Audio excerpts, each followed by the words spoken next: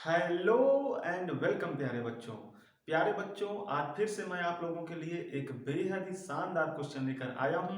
और यह क्वेश्चन प्यारे बच्चों रोटेशनल मैकेनिक्स इस चैप्टर से होने वाला है। तो एक बार पहले हम क्वेश्चन को ध्यान से यहाँ पर समझेंगे, फिर हम इसे बड़ी ही आसानी से सॉल्व कर लेंगे। तो चलिए प्यारे बच्चों, एक बार पहले हम क्वेश्चन को ध्यान से यहाँ पर समझते हैं। तो चलिए देखते हैं। देखिए यहाँ पर एक बॉडी आपको दिख रही है। ये कुछ कुछ स्फीयर टाइप की बॉडी है, ठीक है। तो ये कुछ कुछ स्फीयर टाइप की बॉडी है और इस बॉडी के सेंटर ऑफ मास से पास होने वाली एक्सिस के अबाउट जो मोमेंट ऑफ इनर्शिया है वो यहाँ पर दे दिया गया है और वो है 2mr²। प्यारे बच्चों, इस बॉडी का मास स्मॉल m दिया गया है और इसके लिए जो रेडियस है वो जरा देख लीजिए। यहां से यहां तक ये जो एक भाग आपको दिख रहा है, तो इसके लिए जो रेडियस है वो r है और यहां से यहां तक बाहर तक जो रेडियस है वो 2r है। प्यारे बच्चों, एक रस्सी यहाँ पे इस तरह से लिपटी हुई है और वो रस्सी कुछ इस तरीके से यहां से होती हुई इस ब्लॉक से बंधी हुई है। प्यारे बच्चों, ये जो ब्लॉक है इसका मास भी इसके मास के ही बराबर है, यानी कि इसका मास भी स्मॉल m ही है। प्यारे बच्चों, ठीक है। अब देखिए उन्होंने क्या कहा है। उन्होंने कहा है there is no slipping anywhere, यानी कहीं भी कोई स्लिपिंग नहीं है। प्यारे बच्चों, यानी कि जब ये दोनों मोशन में होंगे ना, तो ये जो सरफेस है और ये जो बॉडी है, तो इस बॉडी और इस सरफेस के बीच में कोई स्लिपिंग नहीं होगी। साथ ही साथ ये जो रस्सी है जहां ये लिपटी हुई है, तो रस्सी और जो लिपटा हुआ जो सरफेस है उसके भी बीच में प्यारे बच्चों कोई स्लिपिंग नहीं होगी। कहीं कोई स्लिपिंग है ही नहीं, ऐसा हमें मानकर चलना है। प्यारे बच्चों, अब देखिए आगे यहां पर लिखा है the ratio of kinetic energy of spherical body to that of block is. मतलब हमें बताना क्या है, हमें बताना है कि ये जो बॉडी है इसकी काइनेटिक एनर्जी और इस ब्लॉक की काइनेटिक एनर्जी का रेशियो क्या होगा। तो हमें क्या बताना है, हमें इसकी और इसकी काइनेटिक एनर्जी का रेशियो बताना है। प्यारे बच्चों, तो क्वेश्चन को अब हम लोगों ने समझ लिया है। चलिए अब हम इसको सॉल्व भी करेंगे। तो देखिए प्यारे बच्चों, सबसे पहली बात तो एक चीज समझ लीजिए कि अगर हमें इनकी काइनेटिक एनर्जी का रेशियो निकालना है तो सबसे पहले तो हमको इसकी स्पीड्स प्राप्त करनी होगी। इसकी भी स्पीड और इसकी भी स्पीड, या मैं कहूं कि इनकी स्पीड्स के बीच में कुछ रिलेशन नजर आएगा, उस रिलेशन को हमें फाइंड करना होगा, तभी हम रेशियो निकाल पाएंगे। तो चलिए प्यारे बच्चों, हम स्पीड्स को निकालने की कोशिश करते हैं, या मैं कहूं कि स्पीड्स के बीच में जो रिलेशन दिखेगा उसको निकालने की कोशिश करते हैं। चलिए आइए प्यारे बच्चों, एक चीज यहां से देखिए। अगर ये ब्लॉक प्यारे बच्चों v स्पीड से नीचे चल रहा हो, अगर ये ब्लॉक v स्पीड से चल रहा हो, तो निश्चित रूप से अगर ये ब्लॉक v स्पीड से नीचे चल रहा है, तो चूंकि ये रस्सी इससे बंधी हुई है, इसलिए ये रस्सी भी v स्पीड से ही चलेगी। ठीक, तो रस्सी भी v स्पीड से ही चलेगी। प्यारे बच्चों, इसका मतलब रस्सी का हर एक पॉइंट v स्पीड से चल रहा होगा, तो ये वाला पॉइंट भी v स्पीड से ही प्यारे बच्चों चल रहा होगा। ठीक, अब जैसा कि मैंने बताया कि कहीं कोई स्लिपिंग नहीं है, इसका मतलब जहां पर ये लिपटी हुई है ना, तो उस सरफेस और रस्सी के बीच में भी कोई स्लिपिंग नहीं है। प्यारे बच्चों, इसका मतलब क्या है कि रस्सी का जैसे ये जो पॉइंट है ना, तो इस रस्सी के से लगा हुआ, इस पॉइंट से लगा हुआ इस बॉडी का जो पॉइंट है उसकी भी वेलोसिटी इतनी ही होनी चाहिए, तभी यहां पर स्लिपिंग नहीं होगी। ठीक, इस चीज को अगर आप ना समझ पा रहे हो तो थोड़ा सा मैं यहां पर आपको समझा दे रहा हूं। जैसे देखिए प्यारे बच्चों, मान लीजिए मेरे पास कोई बॉडी है इस तरीके से और ये कुछ 3 मीटर पर सेकेंड की वेलोसिटी से चल रही है, ऐसे ही कुछ। ठीक, अब मान लीजिए कि इसके ऊपर कोई दूसरी बॉडी रखी हुई है और वो चल रही है, सॉरी, इसको भी हम 3 मीटर से ही चला देते हैं, 3 मीटर पर सेकेंड से ही हम इसको भी चला देते हैं। तो जरा देखिए इन दोनों की जो सरफेस है, जैसे ये पूरी बॉडी 3 मीटर पर सेकेंड से चल रही है, तो इसका सरफेस भी जो इस बॉडी के टच में जो इसका सरफेस होगा वो भी 3 मीटर पर सेकेंड से ही चलेगा, क्योंकि बॉडी ही 3 मीटर पर सेकेंड से चल रही है। इसी तरीके से इस बॉडी का जो सरफेस है वो इस बॉडी के टच में है, लेकिन इस बॉडी का सरफेस भी तो 3 मीटर पर सेकेंड से चल रहा है, क्योंकि ये बॉडी भी तो 3 मीटर पर सेकेंड से चल रही है। तो जहां भी ये टच में है, तो वो जो टचिंग वाले सरफेस हैं, यानी इसका वाला सरफेस और इसका वाला सरफेस दोनों ही सेम वेलोसिटी से चल रहे हैं, तो कोई आगे पीछे नहीं होगा, दोनों सेम तरीके से चलेंगे तो कोई स्लिपिंग नहीं होगी। लेकिन यहीं पर अगर प्यारे बच्चों इसको मैं थोड़ा धीमे चलाऊं, मान लीजिए कि ये 2 मीटर पर सेकंड से चल रही है और ये 3 मीटर पर सेकंड से चल रही है, तो इसकी जो सरफेस है वो जल्दी चलेगी, वो तेज तेज चलेगी, ये धीमे चलेगी। तो निश्चित रूप से इसकी जो सरफेस है वो आगे चलेगी, ये पीछे रह जाएगी, इस वजह से यहाँ पे स्लिपिंग होने लगेगी। ठीक, तो अगर आपको ये चीज समझ में आ गई हो तो आप यहाँ भी चीजों को समझ जाएंगे। यानी कि यहाँ से एक चीज ये पता चली कि अगर कहीं पर स्लिपिंग नहीं होनी तो निश्चित रूप से जहां भी टचिंग हो रही हो वहां पर प्यारे बच्चों वेलोसिटी सेम होनी चाहिए। ठीक है, तो कुल मिलाकर के अगर रस्सी की ये जो पॉइंट है, ये रस्सी का ये पॉइंट v वेलोसिटी से इस तरीके से चल रहा है, तो रस्सी के इस पॉइंट के टच में जो इस बॉडी का पॉइंट होगा वो भी v वेलोसिटी से ही चलेगा। और वेलोसिटी का मतलब है कि डायरेक्शन भी वही होनी चाहिए, स्पीड तो वो होनी ही चाहिए, डायरेक्शन भी वही होनी चाहिए। तो दोनों इसी डायरेक्शन में चल रहे होंगे और स्पीड दोनों की v ही होगी, तभी इन दोनों के बीच में स्लिपिंग नहीं होगी प्यारे बच्चों। ठीक, तो कुल मिलाकर के इस बॉडी का ये जो पॉइंट है ये भी प्यारे बच्चों v स्पीड से ही चल रहा होगा। ठीक है, अब देखिए प्यारे बच्चों एक चीज, अगर ये आगे की ओर बढ़ रहा है तो मैं मान लेता हूं कि इस बॉडी का जो सेंटर है वो कुछ v डैश स्पीड से आगे चल रहा है, ऐसा मैं मान लेता हूं। साथ ही साथ ये क्या है, ये रोल भी करेगी प्यारे बच्चों, तो ऐसा है कि मैं मान लेता हूं कि इसकी जो एंगुलर स्पीड है वो ओमेगा है, ऐसा मैं मान लेता हूं। तो अगर ये इसका जो सेंटर है वो v डैश स्पीड से आगे बढ़ रहा है और ये ओमेगा की एंगुलर स्पीड से घूम भी रही है, तो इसी पॉइंट का वेलोसिटी जिसका अभी हमने v लिखा, इसी पॉइंट की वेलोसिटी एक और तरीके से लिखी जा सकती है। किस तरीके से लिखी जा सकती है, देखिए अगर ये बॉडी v डैश स्पीड से आगे बढ़ रही है साथ ही साथ ओमेगा की एंगुलर स्पीड से घूम भी रही है, तो इसी पॉइंट की जो वेलोसिटी है वो कितनी नजर आएगी, जरा देख लीजिए। चूंकि इसका सेंटर v डैश से आगे बढ़ रहा है तो इस बॉडी का हर एक पॉइंट v डैश से आगे बढ़ने की कोशिश करेगा।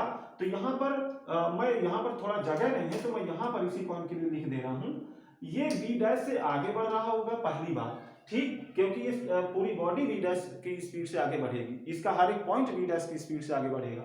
ठीक है, अब देखिए प्यारे बच्चों साथ ही साथ ये ओमेगा की एंगुलर स्पीड से रोटेट भी कर रही है, इसका मतलब क्या है, और रोटेशन कैसा है, ऐसा, तो एक रोटेशन के कारण भी इसको वेलोसिटी मिलेगी और उसकी डायरेक्शन भी आगे की ओर होगी क्योंकि ये ऐसे रोटेट कर रही है, तो इसकी एक और वेलोसिटी इसको मिलेगी यहाँ पे और वो होगी ओमेगा इंटू आर, क्योंकि यहाँ से यहाँ तक की जो डिस्टेंस है वो आर है, यहाँ से यहाँ तक की जो रेडियस है वो आर बताई गई है प्यारे बच्चों।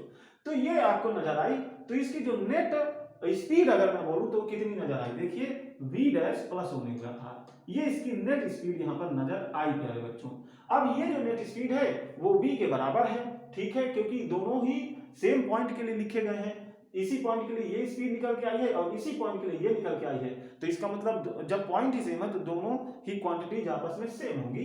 तो मैं ये कह सकता हूं कि जो v dash plus omega r है वो प्यारे बच्चों यहाँ पर v के बराबर हो जाएगा। ठीक है, तो ये एक रिलेशन हमें फाइंड हुआ, मैं इसको कुछ ऐसा कर लेता हूं, मैं इसको इक्वेशन 1 मान लेता हूं।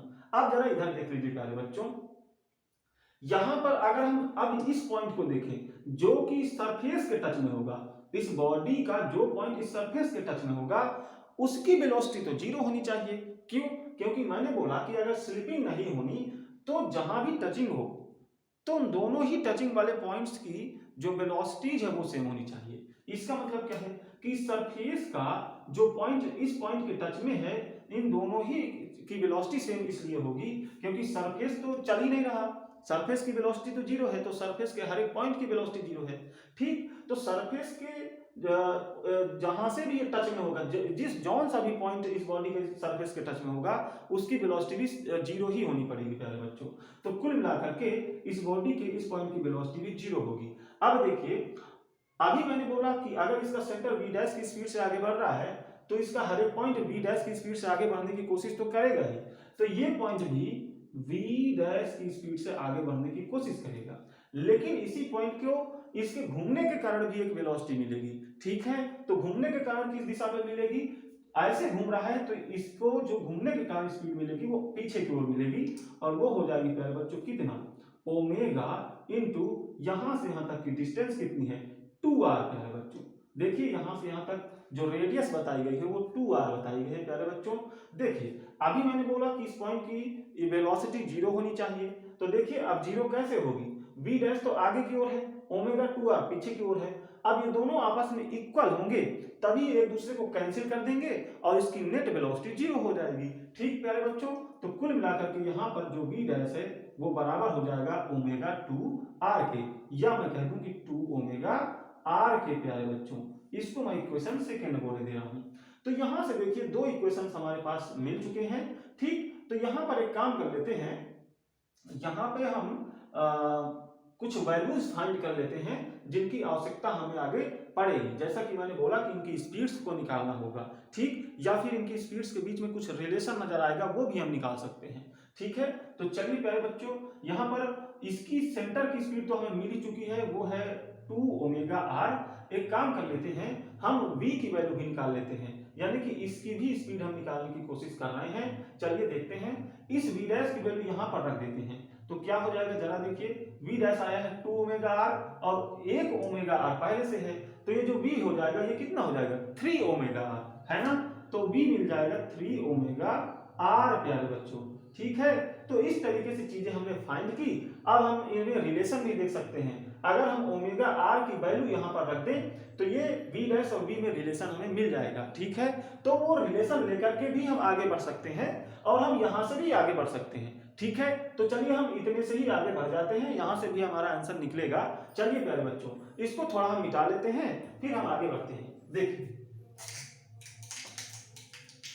अब देखिए प्यारे बच्चों, हमें निकालना क्या है, इसकी काइनेटिक एनर्जी और इसकी काइनेटिक एनर्जी का जो रेशियो है। तो सबसे पहले तो ये देखिए कि इसकी काइनेटिक एनर्जी कितनी होगी। तो प्यारे बच्चों, ये बॉडी रोलिंग करती हुई आगे बढ़ रही है, ये रोल कर रही है। ठीक है, यहाँ पर प्योर रोलिंग का केस है, तो ये रोल करती हुई आगे बढ़ रही है। और जब रोल करती हुई कोई बॉडी आगे बढ़ रही होती है तो उसमें जो काइनेटिक एनर्जी लिखी जाती है वो दो चीजों का सम होती है। क्या, एक तो उसके ट्रांसलेशन के कारण जो काइनेटिक एनर्जी आती है वो, प्लस उसके रोटेशन के कारण जो एनर्जी आती है वो, तो उन दोनों का जो सम होता है वो उसकी नेट काइनेटिक एनर्जी होती है। तो इसके लिए कि अगर हम काइनेटिक एनर्जी लिखें तो क्या लिखेंगे, तो एक तो इसके ट्रांसलेशन के कारण जो कि हो जाएगी 1/2 m v स्क्वायर, और v क्या, इसके सेंटर की स्पीड जो कि v डैश है प्यारे बच्चों, तो v डैश का स्क्वायर यहाँ पर हम लिख लेते हैं, प्लस इसके रोटेशन के कारण जो एनर्जी होगी वो हो जाएगी 1/2 I ओमेगा स्क्वायर। ये तो हो गई इसकी काइनेटिक एनर्जी, अपान में इसकी काइनेटिक एनर्जी, क्योंकि हमको इसकी काइनेटिक एनर्जी और इसकी काइनेटिक एनर्जी का रेशियो निकालना है। तो इसकी काइनेटिक एनर्जी कितनी हो जाएगी 1/2 m v स्क्वायर, यही हो जाएगी। अब यहाँ पर हमें केवल वैल्यूज लिख देना है, तो चलिए लिख देते हैं, आगे हम इसको सॉल्व कर लेते हैं। एक काम कर लो, पहले तो आप 1/2 सब जगह से कैंसिल कर लो, यहाँ से 1/2 ऊपर से कॉमन ले लेंगे तो नीचे वाले 1/2 से कैंसिल हो जाएगा। तो आगे क्या मैं लिख रहा हूँ, सिर्फ m लिख रहा हूँ, 1/2 को नहीं लिख रहा हूँ, और v डैश की जगह पे हम लिख लेते हैं 2 ओमेगा r। तो v डैश का स्क्वायर करो, यानी 2 ओमेगा r का स्क्वायर करो, तो क्या मिलेगा देखिए 4 ओमेगा स्क्वायर r स्क्वायर, यही मिलेगा। अब आगे आ जाइए, प्लस 1/2 को नहीं लिखना, मैंने बोला कि इसको कॉमन लेके यहाँ से कट जाएगा, तो 1/2 यहाँ पर अब नहीं है, i की वैल्यू लिख लो, i क्या है 2m r स्क्वायर, और जो ओमेगा स्क्वायर है वो तो ओमेगा हमने माना ही है, उसको लिखे रहने दो। ठीक है, अब यहाँ पर आ जाओ नीचे, यहाँ पे देखिए 1/2 नहीं लिखना है, m लिखेंगे, v क्या रखेंगे, v इस बार हम लिख लेंगे 3 ओमेगा r। तो इसका स्क्वायर करना है, तो स्क्वायर क्या करोगे, तो यहाँ पे हो जाएगा 9 ओमेगा स्क्वायर r स्क्वायर, तो यहाँ लिख लेंगे 9 ओमेगा स्क्वायर r स्क्वायर, ये हो जाएगा प्यारे बच्चों। अब यहाँ से देखिए ऊपर से कुछ चीजें कॉमन आएंगी, क्या आएंगी, m omega square r square, ये कॉमन आ रहा है दोनों से, और नीचे से भी क्या मिल रहा है m omega square r square, तो m omega square r square यहाँ से और यहाँ से ये सारी चीजें कैंसिल हो जाएंगी, और ऊपर बच रहा है क्या 4 + 2 यानी 6, और नीचे बच रहा है 9। अब इसको आप सॉल्व करेंगे तो देखिए रेशियो हमने फाइंड कर लिया है। थोड़ा सा इसको और सिंप्लीफाई कर सकते हैं, कैसे, 3 से हम इसको कैंसिल कर ले तो ये 2 टाइम्स चला जाएगा और ये 3 टाइम्स चला जाएगा, तो इनका जो रेशियो निकल के आएगा वो आएगा 2/3 प्यारे बच्चों, यही हमारा आंसर हो जाएगा। ठीक, तो अगर प्यारे बच्चों ये वीडियो आपको अच्छी लगी हो तो वीडियो को लाइक करेंगे, चैनल को सब्सक्राइब करेंगे। ऐसी ही अच्छी अच्छी वीडियो और कॉन्सेप्चुअल वीडियोज आपको मिलती रहेंगी, इसलिए चैनल को सब्सक्राइब तो जरूर ही कर लेंगे। तो अभी के लिए प्यारे बच्चों, थैंक्स।